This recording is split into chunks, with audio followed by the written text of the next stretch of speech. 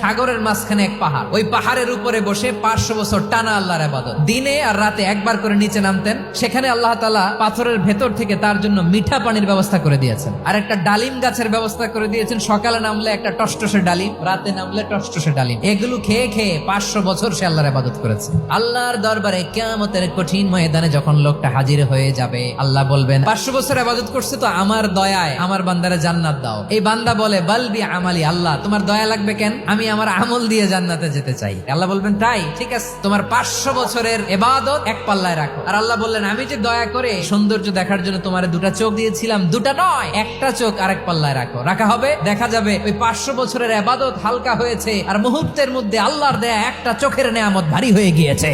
ফলাফল দেখো, হিসাব বলে তুমি এখন জাহান্নামে যাবা, যাও এবার জাহান্নামে যাও। এবার লোকটা কাচুমাচু করে বলে আল্লাহ এবার আমি বুঝতে পেরেছি তোমার দয়া ছাড়া দুনিয়ায় কেউ জান্নাতে যেতে পারবে না।